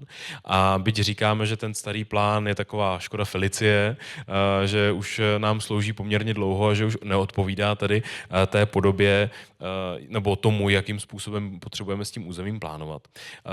Kdy dochází opravdu k tomu, že někdo řekne, že už je to potřeba, že už ten plán dosloužil, protože my se bavíme o metropolitním plánu, o tom, že by taky jednou třeba mohl dosloužit, byť samozřejmě ho vytváříme už v nějaké digitalizované podobě, flexibilní podobě, se kterou se dá lépe pracovat, tak i ten předchozí plán nebyl prvním plánem. To znamená, kdy se stává, že ta dokumentace skutečně už jako neslouží a musí někdo udělat to rozhodnutí, že je potřeba nová. Václave, případně pane Ludvíku, jestli můžeme tady na to zareagovat. Není potřeba úplně historicky v rámci města, v rámci Prahy, protože to by samozřejmě taky bylo na samostatnou přednášku, ale kdy došlo u metropolitního plánu k tomu momentu, že někdo řekl, už nám to nevyhovuje, buď legislativně, nebo vyloženě, protože tam bylo něco špatně. Pánové, jak to je? Tak viděli jsme to asi vlastně v mojí prezentaci, v prezentaci Františka, vlastně já jsem to tam možná chybně uvedený jako zadavatel, dozvěděli jsme, že správně je to ten schvalovatel. Je to ta politická vůle, je ten objednatel, ten schvalovatel, mají být ty politici, je to zastupitelstvo, takže si myslím, že proto si v demokratických volbách volíme svoje zástupce, kteří jdou do kampaně, kteří jdou do politiky s nějakou vizí. Tudíž jestli někdo má být, kdo klepne do toho stolu a zavelí, teď je ten správný moment na to, aby jsme měli novou územně plánovací dokumentaci, tak se domnívám, že to je to zastupitelstvo. Může to být z různých důvodů. Může to být z toho, že opravdu ten starý územní plán už není flexibilní a neumožňuje realizovat ty záměry i vlastně těm politikům, se kterými třeba kandidují. Ať už se jedná třeba o veřejnou infrastrukturu, o školy, školky, tak v tom stávajícím územním plánu máme spoustu změn, kdy se mění účel veřejně prospěšné stavby, kdy pan starosta třeba chce zrealizovat základní školu, ale má tam prostě veřejně prospěšnou stavbu jinak pojmenovanou a a musel se pustit do toho martýria, kdy musel během jako 5 let změnit územní plán, aby tam mohl vůbec realizovat tu základní školu. A možná ještě, a tom by mě třeba doplnili víc procesní kolegové, pokud to říkám správně, tak je nějaký nástroj, který dělá prostě pořizovatel, což je v nějakém horizontu 5 let, kdy vlastně vyhodnocuje tu územně plánovací dokumentaci, jestli je vlastně ještě aktuální nebo ne a případně pak provádí nějaké faktické, technické změny, aktualizuje vlastně i to území, protože třeba v novém metropolitním plánu jsou vlastně transformační území, které když se vystaví, tak v rámci té 5letky by mělo dojít k tomu aktualizaci, že už to není transformační, ale stabilizované území. Tam bych možná doplnil to, že ne každé město má to štěstí, že má toho náměstka zodpovědného taky architektem, tak pan Hlaváček se věnoval, vlastně byl i ředitelem institutu plánování, je architektem, to znamená, že bych čekal, že z tohoto podhoubí vzejde nějaká úvaha, že je potřeba tady udělat ten metropolitní plán. Politikům to musí taky někdo vnuknout, protože předpokládám, že budeme dělat teďka 10 let metropolitní plán, není úplně něco, čím si získám voliče. Jako když řeknu, že jdu stavět dálnici, tak je to taky super, i když ji teda nejspíš stříhat nebudu. Jo, to jsou takové ty věci, na kterých je nějaká společenská dohoda, kdy si to někdo rozhodnul a ono se to prostě potom někdy zase stane a většinou už to nejsou ty samý lidi. To znamená přesně z pohledu toho plánovače, z pohledu úředníka, z pohledu někoho, kdo sedí třeba na odboru územního rozvoje a ví, že už ta dokumentace tady nefunguje, co může být tím spouštěčem, kde Praha narazila s tím svým metropolitním plánem konkrétně, že už to nešlo dál. Já možná zareaguji ještě, Jiří, na tu tvoji poznámku s tím, že samozřejmě lákat někoho tím, že připravíme novou územně plánovací dokumentaci bude za 10 let, tak tady to takhle nebylo. Že? Jestli si vzpomínáte do historie, tak ten první termín, myslím, vydání byl 2015, pak se diskutovalo 2018, takže já jsem, že to nalákání bylo jako správně nastaveno. Myslím, že kdyby někdo v roce 2012, respektive 13, řekl, že se tím budeme ještě zabývat v roce 2025, tak by se asi možná všichni vrátili ke konceptu, ale 0,9, ale možná, to teďka nechci předjímat. Jo. Každopádně Vašek tady shrnul hodně těch aspektů, který v podstatě můžou hrát tu roli. Samozřejmě já si myslím, že je to primárně z toho důvodu, že když už se ukáže, že ten současný územní plán prostě není flexibilní a neodráží správně ty požadavky společnosti na ten rozvoj toho města. Jo, protože, jak moc dobře víme, čím starší samozřejmě tento plánování se vyvíjí, ty potřeby se vyvíjí a je to o tom, že samozřejmě nechceme dělat změnu současného územního plánu a i budoucího prostě 5 let, kdy to neumí reflektovat ty konkrétní požadavky toho území, třeba na tu vybavenost, proto ten metropolitní plán na to reaguje, řekněme trošku pružněji, ať už jsou ty transformační plochy s nějakými nastavenými parametry a tak dále, ale umožní určitou flexibilitu. To znamená, ten moment, podle mého, samozřejmě vychází to v uvozovkách z té potřeby obyvatel toho města, na to se nějakým způsobem posunout dál, aby to plánování bylo efektnější v tom prostředí, jaké máme samozřejmě. Že nebavíme se, jak už tady zaznělo, jenom o metropolitním plánu, ale bavíme se i o tom, v jakých zákonech funguje a s čím vším se musí během té dlouholeté cesty vlastně jako poprat, jo? A na co musí reagovat a ještě zdaleka nejsme u konce. Je tady dotaz přímo na kancelář metropolitního plánování. Petře, bojíte se už teďka toho, že bude jednou potřeba dělat nějaký nový plán? Já se na to těším. Abyste si nemysleli, že teďka nebudou mít v kanceláři metropolitního plánování co dělat, než se to schválí. Že by rovnou začali pracovat. Jako není to tím, že bych si o metropolitním plánu myslel něco špatného. Je to, myslím, obrovský jako ne krok, ale skok kupředu v rámci Prahy. Ale prostě svět se mění a já třeba vnímám tím, že jsem v kanceláři dlouho, tak jako společenský posun, když ta kancelář začínala, já jsem u toho ještě nebyl, tak jsem ten plán vlastně vnímal jako velmi jako progresivní, jako, že vlastně táhne ten vývoj trochu dopředu, že vlastně ve vztahu k té jako celospolečenské debatě, tak ten plán vlastně v té době byl podle mého názoru jako výrazně napřed, před tou debatou. A ta doba ho podle mě jako do velké míry doběhla. Myslím si, že dnes ten celospolečenský kontext vlastně odpovídá tomu plánu, Takže ten plán už není napřed, ale je s ním jako jedné v souladu a nepředpokládám, že za 20 let budeme ve stejném bodě, jako jsme dnes, takže určitě jako bude potřeba ten plán měnit. A já doufám, že budeme schopni vydat i nový plán. A pak je tady otázka, nevím, jestli funguje mikrofon správně? Je dobře slyšet? Jo, děkuji. Otázka právní, protože vy jste to tak trošku naznačil. Došlo tady k novelizaci stavebního zákona, ještě ke všemu ne úplně přesně tak, jak jsme si třeba slibovali, že jsme čekali, že tam budou změny ještě zásadnější. Často adresujeme to, jakým způsobem by samosprávy měly být schopny rozhodovat o svém rozvoji a tak dále. To územní plánování je jedním z těch příkladů, že tvorba územního plánu je vlastně není to jenom na té obci, je potřeba opravdu podstupovat to velké martýrium, které jste tam naznačoval. Stalo se to uprostřed schvalování metropolitního plánu, respektive vytváření metropolitního plánu v rámci jeho projednání. Brno bylo v podobné situaci, Ústí se chystalo vytvářet svůj plán, teďka ho vlastně představují veřejnosti taky. Vy jste zmínil, že metropolitní plán se ještě řídí tím starým stavebním zákonem. Zároveň metropolitní plán je nějakým způsobem inovativní, měl svou legendu, která byla nějakým způsobem potřeba jí řešit, má nové přístupy, které ministerstvo z toho bylo překvapené a takýmhle způsobem bylo opravdu potřeba jednat o spoustě věcech a do toho se nám změnil stavební zákon. Jakým způsobem vy vybíráte tu cestu, nebo jakým způsobem se vybírá ta cesta, jak se hodnotí, podle čeho se bude metropolitní plán řídit, co ještě je možné nějakým způsobem třeba ze stran vlastníků vymáhat, na co si stěžovat, co žalovat a tak dále. Kdo určuje tuhle cestu u těch věcí, které jsou vlastně, nemají ten precedent, to znamená, nikdy nikdo nedělal metropolitní plán a nejspíš se nikomu nenovelizoval zákon třeba tímhle způsobem, že vždycky se novelizoval ani nějak jinak. To znamená, jakým způsobem, nebo jak dlouho trvalo v rámci z toho období určit, co se vlastně bude dít a případně pak můžeme doplnit, zda to zastavilo třeba práce na metropolitním plánu, zda to bylo nějaké zdržení. No tak ono vždycky tu úvahu, co se má čím řídit, když něco měníte, tak tu si kladete vždy, protože o tom jsme se bavili minulou středu na veřejném projednání, vždycky musíte zvažovat kontinuitu a stabilitu té právní úpravy.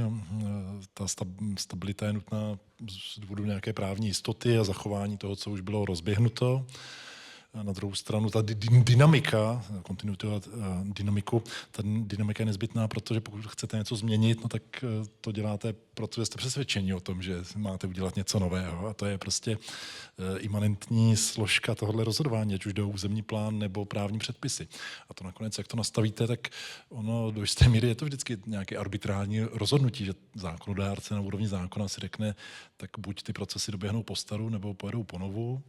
U metropolitního plánu bylo přijato to řešení z řady důvodů, že už je jako velmi pokročilé fázi, takže tedy doběhne procesně po staru, ale zároveň se nám líbily nějaké nové instituty, a to je zejména podmíněnost plánovacími smlouvami, čili tam poměrně obtížně, ale přes určité novelizace stavebního zákona se dosáhlo toho, že lze využívat nové plánovací smlouvy podle nového stavebního zákona, byť jinak se pořizuje po staru, takže on to nakonec byl do jisté míry mix a hybrid, ale byl veden prostě dobrým úmyslem a myslím, že tak, jak je to nastaveno, je to asi optimální. Já se možná zeptám vás, protože vy jste zmiňovala taky souvislosti z těch dalších dokumentací, které například Praha má, stavební předpisy. To byly dříve pražské stavební předpisy, pak došlo k tomu, že jsou to městské stavební předpisy a akcentuje se to, že by ostatní velká města měla mít tu možnost ty předpisy mít. Já se pak ještě zeptám na souvislosti právě mezi plánem a předpisy, ale tak jako stavební předpisy mohou být předpisem pro další města, to znamená, mohou si je převzít, upravit podle svých potřeb, podle nějakých svých specifik, tak je možné uvažovat něco podobného u metropolitního plánu, respektive u územního plánu pro město, jako je Praha, případně třeba jako je Brno, nebo třeba i Liberec, která díky tomu, že metropolitní plán je nějakým způsobem specifický, tak nabízí prostě nějakou flexibilitu a tak dále a je lépe adaptovatelný třeba na velké město, protože zahrnuje už nějaké problémy, které jsou předřešené, dejme tomu, protože my často mluvíme o tom, nebo je to takový vtip, že územní plánování uděláno tak jako na průměrnou obci, což je nějaký loket se 2000 obyvateli, tak a takhle se plánuje. A to, že vy máte železnice a letiště, to už je váš problém. Tak jakým způsobem nad tím uvažujete vy, když se díváte do budoucnosti, uvažujete o budoucnosti územního plánování třeba i jinde, nejenom v Praze. Je metropolitní plán dobrý precedent, nebo třeba vzniká už někde nějaký územní plán, který ještě dál, třeba ten pro Ústí? Je to na mě, jo?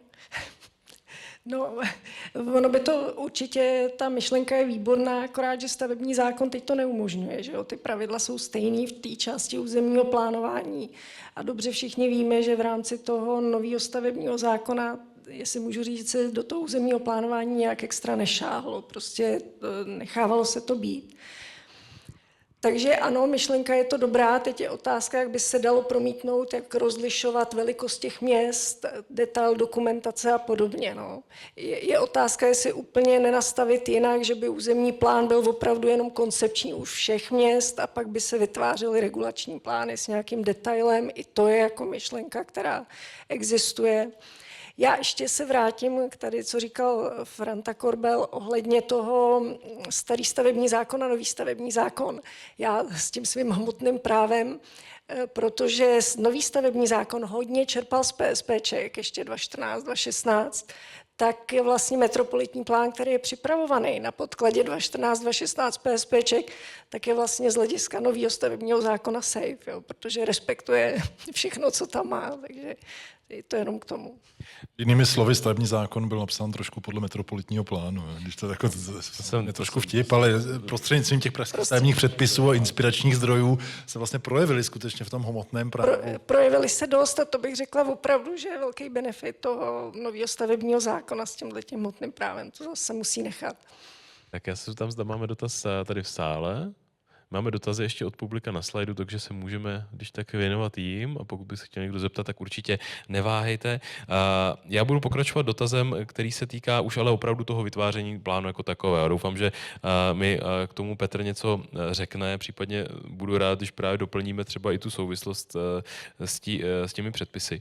Protože metropolitní plán, to pokud jste ho někdy viděli, předpokládám, že jo, minimálně jste o něj zavadili na výstavě, tak na rozdíl od současného územního plánu opravdu vypadá jako Praha. Jo, opravdu to vypadá jako mapa, není to prostě jenom taková barevná změť, která co si naznačuje, i ty barvy jsou trošku atraktivnější a dokážu z toho opravdu něco vyčíst. Vidím tam opravdu jako už v té základní vrstvě nebo v tom základním zobrazení město tak, jak by mělo vypadat a dá se nad tím opravdu dlouho debatovat, aniž bych rozkládal ty krycí listy. To znamená, že je tam překreslená Praha tak, jak je.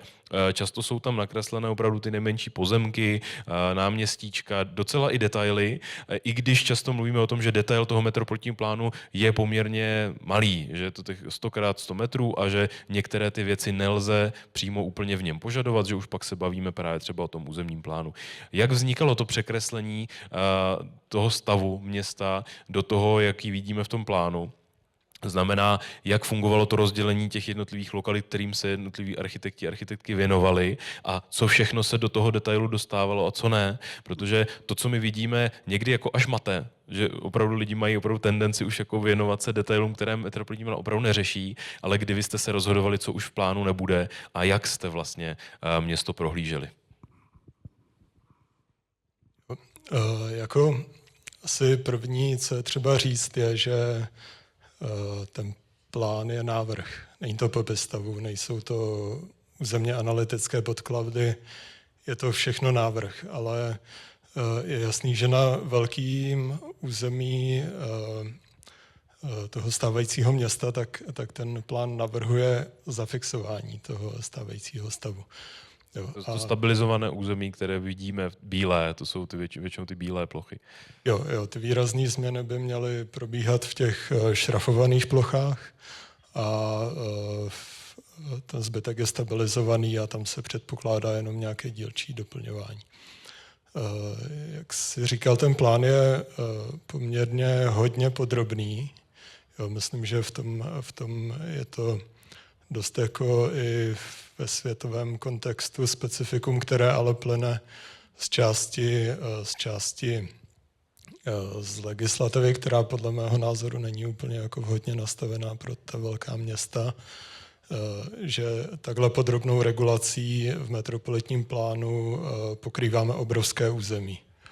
Jo, a snažíme se to projednat a schválit v rámci jednoho procesu, ve finále jednoho rozhodnutí. To si myslím, že je ten jako hlavní problém, proč to i trvá tak dlouho.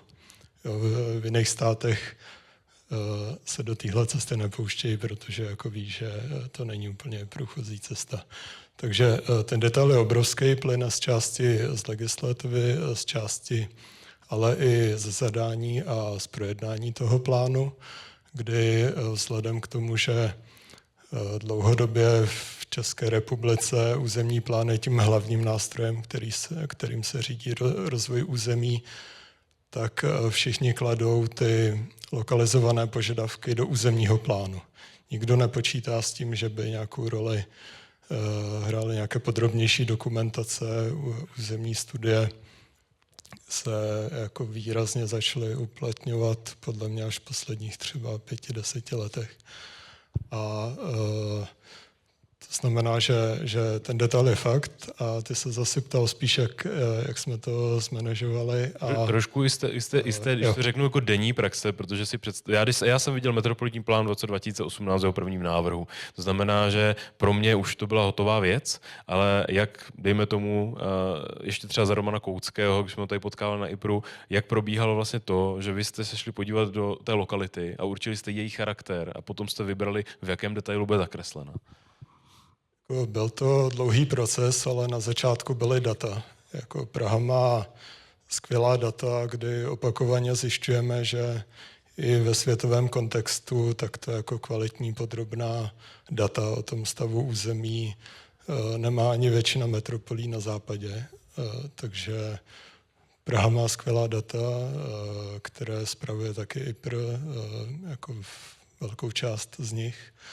A díky tomu, že umíme využívat moderní technologie, tak dokážeme s těmi daty pracovat, dokážeme psát skripty, která nám z těch dat dolují informace, transformují to a dávají nám jako velmi podrobný přehled o tom, co se v tom území děje, jak vypadá. A myslím si, že v tom jsme, troufám si říct, jako světová špička jako v práci s daty. To je pravda, doporučím, pokud tady bude někdy nějaká akce, která se dat týká, tak to je většinou velice zajímavé, protože skutečně IPR má to štěstí, že díky tomu, že je poměrně moudře financovaný v tomhletom ohledu, tak má opravdu možnost pracovat s nástroji na světové úrovni a dodávat i světové výsledky, takže to je zase trošku jiná kapitola. Pak je tady dotaz, který je vlastně velice zajímavý a já jsem ho používal trošku jako vtip, nebo jako takový jako icebreaker při diskuzích o metropolitním plánu. Tady je dotaz, kdo všechno může podávat připomínku a je tady dotaz, zda to může udělat i někdo, kdo nemá v Praze trvalé bydliště.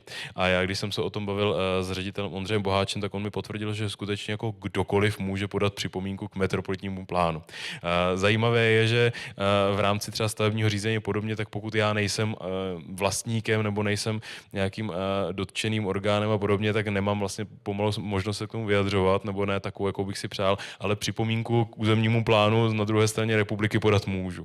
Tak jak se na tohleto dívá právo, kde to má tu podstatu, proč vlastně je to vůbec možné a případně zda to bude případně otázka na Pavla Ludvíka, zda se takové připomínky vůbec objevují. Zda někdo jako záškodnicky z Brna nám tady něco zkouší jako šťoura do metra třeba. No tak ono na tom něco je, ale myslím, že jste to přece jenom jako řekli, že jste to ještě trošku rozšířili, jo? Než tak, jak to je úplně. Ale ta podstata je v tom, co jsem říkal, jo? Že když vedete řízení, tak vedete řízení o konkrétním záměru, to má nějaké konkrétní sousedy, prostě omezený okruh účastníků. Naopak ten územní plán je opatření obecné povahy, čili je to regulace, která dopadá na celé území města, čili potenciálně může být dotčen kdokoliv, kdo v tom městě se nějak vyskytuje. Na nějaký trvalý pobyt to vázáno není, to je irelevantní, to je administrativní evidenční záležitost, ale je to vázáno na vlastnické právo, čili obecně ten, kdo je vlastník, tak má silnější nástroj, ten se jmenuje námitky, je třeba je vypořádávat individuálně. Ten, kdo vlastník není, ale cítí se nějak jinak dotčen na nějakém jiném právu, tak může podávat připomínky, ale přece jenom měl by být alespoň nějak dotčen. Jo? Čili pokud jako ani nějak myslitelně soudy říkají při přezkumu, že alespoň plauzibilně musí tvrdit, že teda je aspoň nějak dotčen, a pokud ani toto netvrdí, no tak on samozřejmě jako připomínku technicky podat může, ale to je stejné, jako že můžete přijít na poštu a odeslat nějaké podání, jo, tak to jistě můžete, v tom nikdo nezabrání, ale přece jenom i k té připomínce musíte být něco, co se označuje jako aktivní legitimace, a to je nějaká ta elementární dotčenost.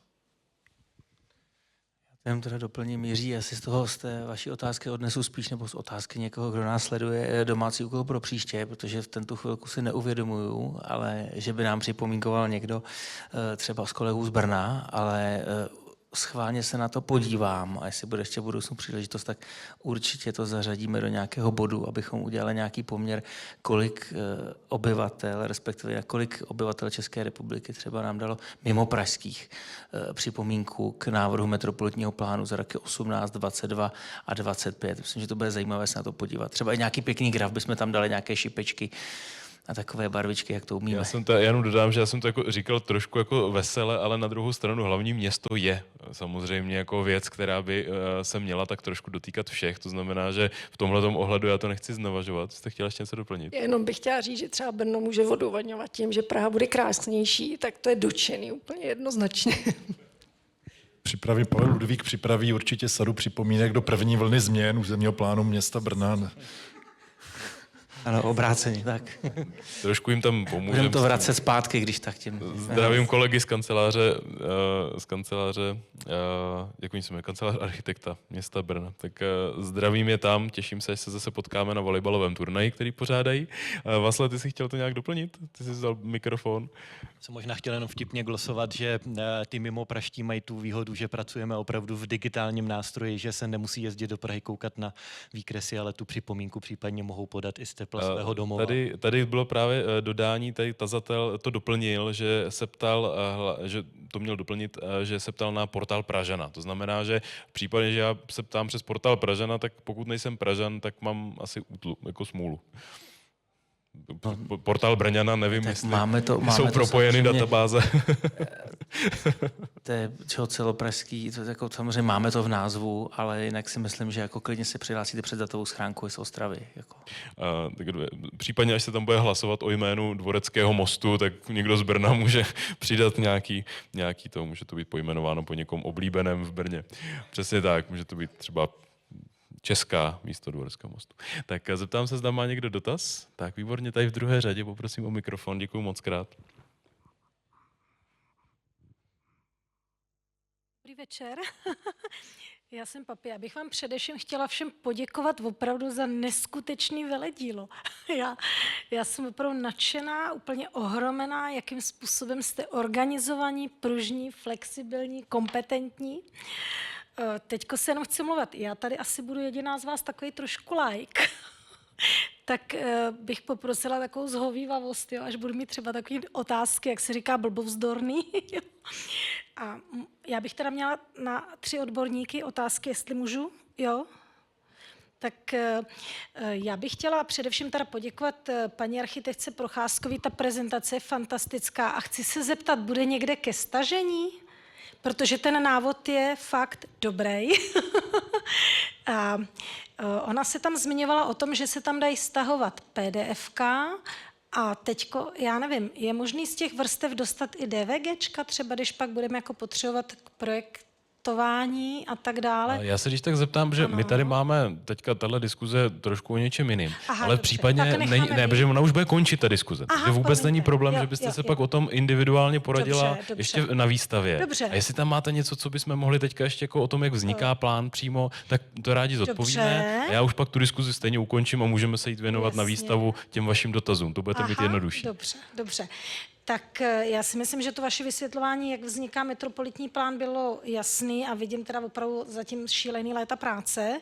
Jenom je hodně jiný teda od toho územního plánu, takže já bych měla otázku k tomu, jak jste přišli na ty výškové limity a na využití vlastně těch jednotlivých, protože teď jsem si všimla, že jste to rastrovali do nějakých jakoby čtverců, jo, A protože konkrétně třeba v některých čtvrtí se tam poměrně změnily ty způsoby využití. Tak jenom jako k tomu, jestli byste mi mohli nějak konkrétněji odpovědět. Děkuju. Tak to je vlastně jako přesně tak, jak se určovaly vůbec, jak se určovala výšková hladina a potom, jak se pomalu jako přelévají ty jednotlivé věci a to využití, třeba i mezi návrhy, ale samozřejmě to původní rozhodnutí, ten původní návrh, ten byl taky velice složitý udělat to rozhodnutí prvotní, když jste šli s tou kůží na trh. Tak jak bychom tohle popsali?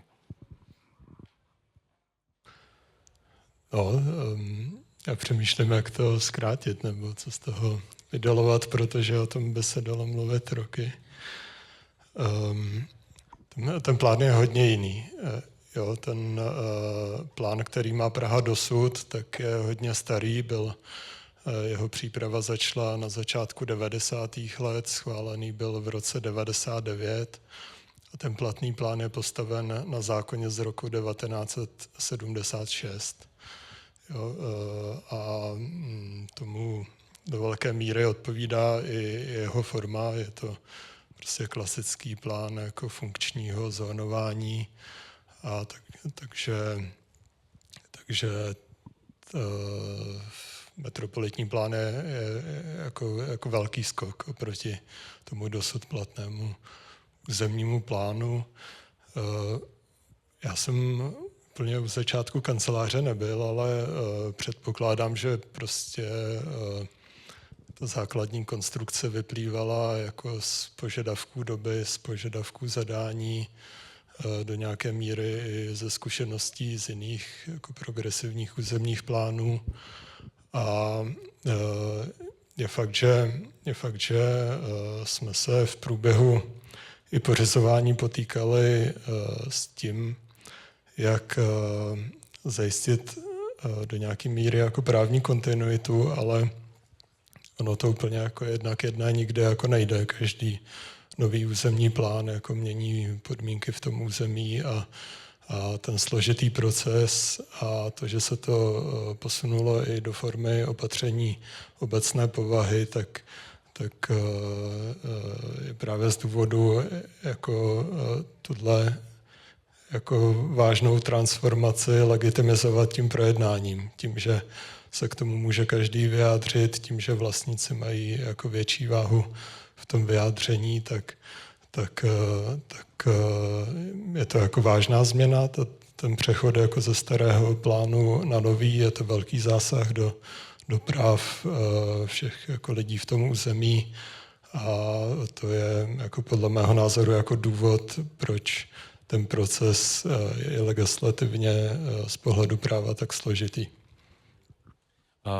Máte tam ještě nějaký konkrétní dotaz? Nebo já vím, že my budeme končit v 9 kemp, to znamená, že když byste tam chtěla jakoby teďka běžet, tak já vás klidně propustím z diskuze, abyste tam stihla vyřídit ty věci, jestli chcete. Abyste se nemuseli jako stydět, že odbíháte z diskuze, ale pokud tam chcete ještě kolegy stihnout, tak klidně můžete běžet. Já nevím, jestli má ještě někdo dotaz konkrétně k plánu do diskuze. Mě tam, takže případně, jestli máte nějaký, klidně se zeptejte.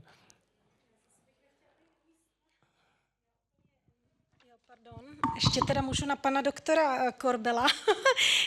Za vlastníka teda, já nejsem úplně jako česky zběhlá, tak jenom jaký je rozdíl mezi námitkou a připomínkou?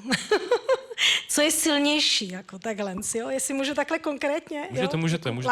Můžeme i zmínit to, že se ta existence námitek vlastně jako změnila v rámci novelizace zákona, ale my upozorňujeme často, že v rámci toho současného projednání ještě máme oba instituty. Tak jestli to můžete, pane Korbele, když tak doplnit.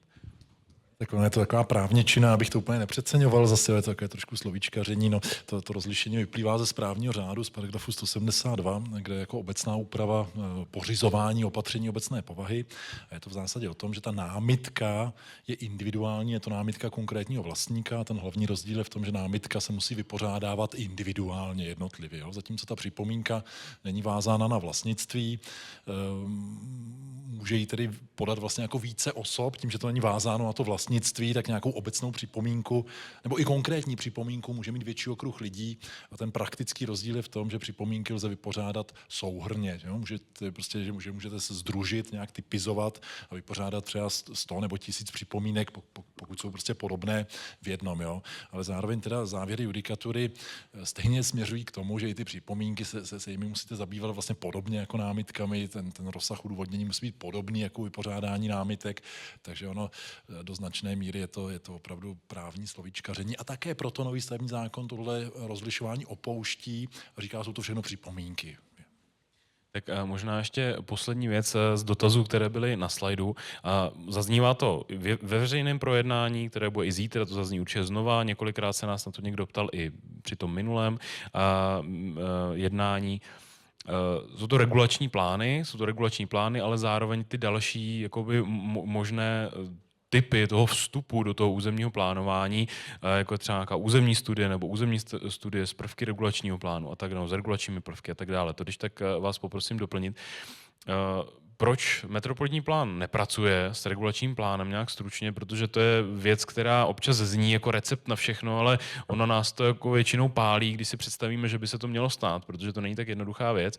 A případně jakým způsobem bude ten metropolitní plán, my už víme teďka, jak vzniká, ale jak ho budeme ještě jako dolaďovat po tom, co ho vydáme. To znamená, co je možné ještě do něj doplnit, kromě těch třeba plánovacích smluv, které už jsme tady zmínili. Takže jestli můžeme nějak krátce okomentovat regulační plán jako takový, proč se vlastně neobjevuje a případně čím si vypomáháme, aby jsme ty jeho výhody do toho plánu přece jenom nějak dostali nebo do města. My jsme sice žádné území přímo jako nepodmínili regulačním plánem, to znamená, nikde ho tvrdě nevyžadujeme, aby v nějakém území mohla začít vznikat výstavba, ale v plánu je řada ustanovení, které jako pomáhají tomu, aby ty regulační plány vznikaly. Jo, už tím, že používáme flexibilní regulativy, které je právě možné v navazujících jako procesech, ať už v rámci regulačního plánu nebo územní studie nebo nějakých konkrétních dohod v území zpřesňovat. Jo, máme tam regulativy, které odpovídají podrobnosti těch dohod, tak jak jsou dnes, to znamená, ten plán fixuje nějakou rámcovou dohodu a zároveň tam nastavujeme podmínky, aby právě ta dohoda mohla být finalizována buď v územní studii, třeba fixované plánovací smlouvou, nebo případně regulačním plánem nebo územním plánem části Prahy. To znamená, my tomu řadou věcí napomáháme a jdeme tomu naproti, ale nikde to nevyžadujeme.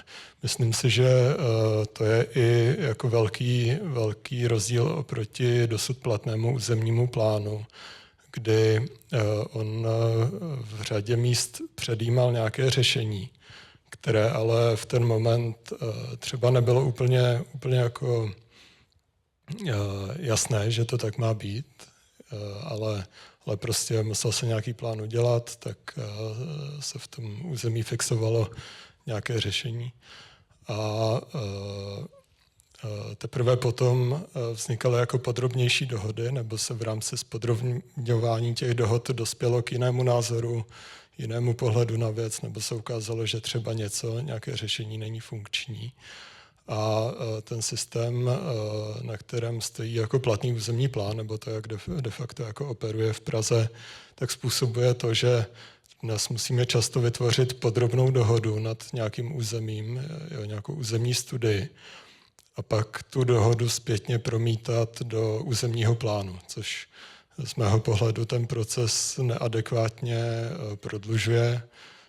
Ti aktéři jsou dohodnutí na tom řešení a přesto musí poté jako čekat a projednávat změnu územního plánu a ten proces se tím pádem jako cyklí a tím, že ten cyklus trvá dlouho, tak se ještě občas stává, že v mezidobí někteří aktéři změní názor a ten cyklus se opakuje a v řadě území se nám ten cyklus opakoval jako mnohokrát a takže některá území se řeší v Praze 15-20 let a nekončí to. Takže metropolitní plán tu situaci narovnává, dokáže fixovat i nějakou méně podrobnou rámcovou dohodu a nastavuje lepší podmínky, aby ta dohoda mohla být jako dotáhnutá v nějakých podrobnějších dokumentacích. Chcete ještě někdo něco doplnit? Prosím. Já si myslím, že je fajn, jak tam v rámci těch veřejných prostranství, případně té redistribuce v nějakých těch rozvojových územích je zafixovaná i ta zastavovací studie, tomu říkáte, kdy se musí dohodnout vlastníci, tak to je vlastně trochu, řeknu, regulák, ale nevyžaduje žádnou změnu plánu, nic, je to jako flexibilnější řešení, to si myslím, že je hrozně fajn. A to je vlastně to, co my jsme třeba byli svědky v případě území Bubny-Zátory a podobně, kdy vidíme, že vznikne územní studie, ta je potom tedy zapsána v Brně. No, tam. A pak se to přenese tady do metropolitního plánu, kde se vlastně, když to řeknu, vyplní to červeno-bílé pyžamko tím územím, na kterém jsme se dohodli. Takže takovým způsobem doplňujeme ty střípky do metropolitního plánu. Já jsem dodám, já si myslím, že to je jako důležitý právě, jak to tady zaznělo, říct, že vlastně my nezakazujeme v podstatě, jako nebo ta regulace nebo ten detail toho plánu nastavený tak, jak už jsme se tady o něm dneska bavili, aby umožňovala právě vznik jako těch dokumentů v podstatě, včetně územních studií, které vlastně jako spodrobní ten plán jako takový v tom daném místě, pokud tam není už jako nějakým způsobem vznikající nebo vzniklá dohoda. Jo. To si myslím, že je důležité, aby tady zaznělo, že prostě jako máme to, rámcové parametry jsou nastaveny, které neomezují to případné zpřesnění do toho budoucna, tak jak se to možná dělo někdy v rámci toho současného územního plánu. Dobře, děkuji moc krát. Já vás poprosím o potlesk pro naše hosty. Tak, děkuji mnohokrát, že jste tady byli, děkuji, že jste nás sledovali na dálku. Já připomenu jednu důležitou věc. Zítra probíhá veřejné projednání, druhé veřejné projednání metropolitního plánu tady v Centru architektury a městského plánování. Začínáme už v 9 hodin a potom v odpoledních hodinách, minule jsme přetekli možná až do 4. hodiny, ale od 3. hodiny bychom měli potom diskutovat, tedy odpovídat na otázky, mělo by probíhat to samotné jednání. To znamená, že pokud chcete se ráno, dopoledne dozvědět o metropolitním plánu, o tom, jakým způsobem funguje a tak dále, je tam pásmo přednášek a odpoledne potom od těch 3 hodin bude možné se naživo ptát a my budeme zodpovídat dotazy. Zároveň se budete moci ptát na tom slajdu, stejně tak jako dneska, to znamená, že ty dotazy můžete posílat tam a my na té samé platformě na některé budeme odpovídat a na některé budeme potom odpovídat přímo i tady živě, takže budete to moci sledovat, případně ty dotazy doplňovat a tak dále. Takže pokud máte zájem, zvu vás tedy na zítřejší druhé projednání a znova připomínám, do 3. prosince je možné do 23:59 posílat připomínky, přijít sem na výstavu do 9 hodin ten den a na všechno se zeptat, dozvědět a vstoupit tedy do toho procesu vzniku metropolitního plánu. Potom už se budou připomínky jenom zapracovávat. Takže děkuji mnohokrát, že jste tady byli, děkuji vám za vaše prezentace a skvělou diskuzi a zítra se tady uvidíme a do konce roku nám zbývá ještě pár akcí, takže budeme rádi, když přijdete. Kemp zavírá 21.12. Mějte se krásně.